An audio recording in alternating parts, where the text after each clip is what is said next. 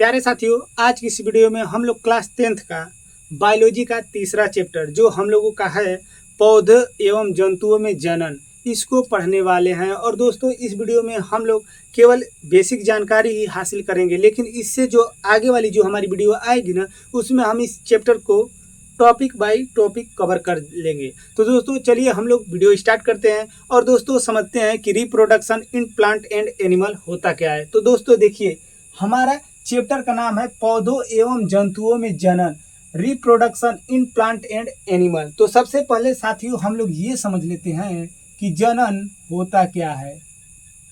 जनन होता क्या है तो दोस्तों देखिए, जब कोई जीव अपने जाति या वंश को बनाए रखने के लिए अपने जैसे समान जीवों को पैदा करता है या उत्पन्न करता है, उसे ही हम लोग क्या कहते हैं? तो दोस्तों उसे ही हम लोग बोलते हैं जनन। तो एक बार और ध्यान से सुन लीजिएगा, जनन वह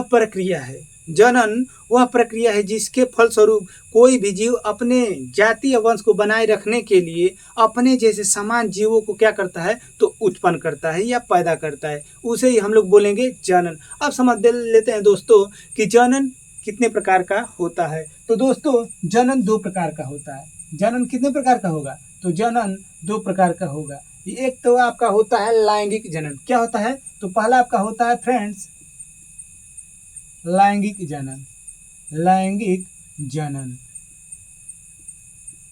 जिसे हम लोग कहेंगे सेक्सुअल रिप्रोडक्शन। और दूसरा हम लोग का होता है दोस्तों अलैंगिक जनन। क्या होता है? तो दूसरा होता है अलैंगिक जनन, जिसे हम लोग बोल देंगे असेक्सुअल रिप्रोडक्शन। अब समझ लेते हैं दोस्तों कि ये सेक्सुअल रिप्रोडक्शन और असेक्सुअल रिप्रोडक्शन होता क्या है। तो दोस्तों देखिए, ऊपर हम लिखे हैं लैंगिक जनन, जिसे हम लोग बोलेंगे सेक्सुअल रिप्रोडक्शन। अब देखिए, लैंगिक जनन वह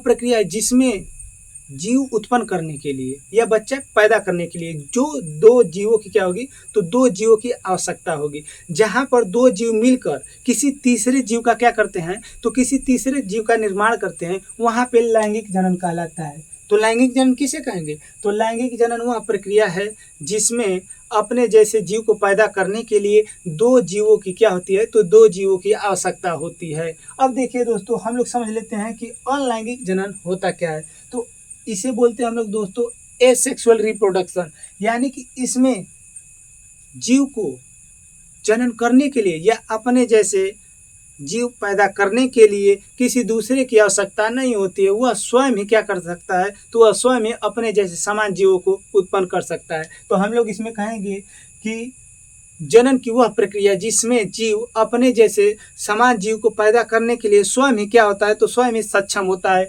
उसे हम लोग बोल देते हैं अलैंगिक जनन। अब दोस्तों अलैंगिक जनन और लैंगिक जनन को अलग अलग पढ़ा जाएगा, लेकिन हम आज आपको बताएंगे अलैंगिक जनन के बारे में। तो दोस्तों अलैंगिक जनन ज़्यादातर देखा जाता है आपके छोटे जीवों में। जैसे इसको अगर हम देखें तो सबसे पहले तो अलैंगिक जनन को हम लोग 2 भागों में बांटेंगे। अलैंगिक जनन को कितने भागों में बांटेंगे? 2 भाग में बांटेंगे दोस्तों, ताकि आपको पढ़ने में आसानी हो, सुविधा हो। जैसे एक हम बांट देंगे इसको एक कोशिकीय जीव,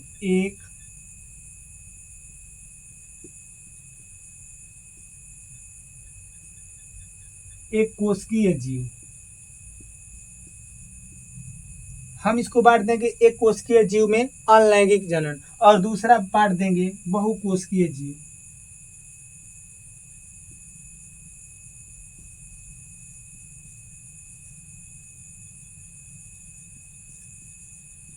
तो दोस्तों देखिए, अलैंगिक जनन को हमने 2 भागों में बांट दिया। एक तो बांट दिया एक कोशिकीय जीवों में अलैंगिक जनन, और दूसरा बांट दिया बहुकोशिकीय जीवों में अलैंगिक जनन। तो दोस्तों आज की इस वीडियो में हम केवल आपको बताएंगे एक कोशिकीय जीवों में अलैंगिक जनन।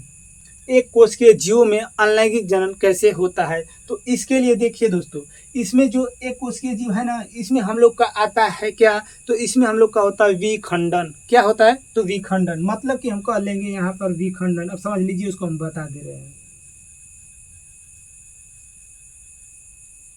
विखंडन आएगा आपका एक कोशिकीय जीवों में जनन। एक कोशिकीय जीव में जनन क्या आएगा? तो विखंडन आएगा। अब विखंडन को हमने दोस्तों बांट दिया कितने भागों में? तो इसको हमने बांट दिया 2 भागों में। कितने भागों में? तो दो भागों में। एक आपका हो जाएगा द्विखंडन, ध्यान से सुनिएगा दोस्तों। एक आपका हो जाएगा क्या, तो पहला आपका हो जाएगा द्विखंडन और दूसरा आपका हो जाएगा बहुखंडन। दूसरा आपका क्या हो जाएगा, तो दूसरा आपका हो जाएगा साथियों बहुखंड। तो साथियों अब हम लोग समझ लेंगे कि आखिरकार हम लोग का द्विखंडन होता क्या है। तो देखिए दोस्तों, द्विखंडन में सबसे पहले हम बार बार बोल रहे हैं कि देखिए ये जो द्विखंडन है ना, ये किसके अंतर्गत आता है, तो द्विखंडन आपका आता है एक कोशिकीय जीवों में अनलैंगिक जनन। अब एक कोशिकीय जीवों में अनलैंगिक जनन में आपका पहला है द्विखंडन, और इसको हमने बांटा है दो भागों में। एक तो बांट दिया द्विखंडन और एक बांट दिया बहुखंडन। अब द्विखंडन को समझ लेते हैं कि होता क्या है। तो द्विखंडन में देखिए यहाँ पर अगर इसका संधि विक्षेप आप करेंगे ना, तो हो जाएगा द्वि, खंडन मतलब खंडन यानी कि तोड़ना या तोड़ना। तो देखिए द्वि मतलब दो और खंडन मतलब तोड़ देना, यानी कि दो बराबर भागों में तोड़ देना ही क्या कहलाता है, द्विखंडन कहलाता है। तो इसमें जो जीव आएगा ना, इसके अंतर्गत जो जीव आएगा उसको दो बराबर भागों में क्या बांट दिया जाएगा, उसको दो बराबर भागों में उसको तोड़ दिया जाएगा, बांट दिया जाएगा। और जैसे ही दो बराबर भागों में बांट जाएगा तो दो नए जीव का क्या हो जाएगा, निर्माण हो जाएगा। जैसे में हम कह सकते हैं अमीबा, क्या कह सकते हैं, तो अमीबा। अमीबा का आप संरचना जानते होंगे। देखिए अमीबा कुछ इस तरह का होता है, अमीबा कुछ इस तरह का होता है। अब दोस्तों देखिए ये जो अमीबा है ना, ये अमीबा दो केंद्रक बना लेगा और दो यहाँ से मतलब कि टूट जाएगा। तो जब इस तरह टूट जाएगा तो बता दीजिए क्या दो अमीबा नहीं बन गया। तो ये अमीबा हम लोग कहेंगे कि द्विखंडन किसके अंतर्गत आता है, तो द्विखंडन आपका आता है अमीबा।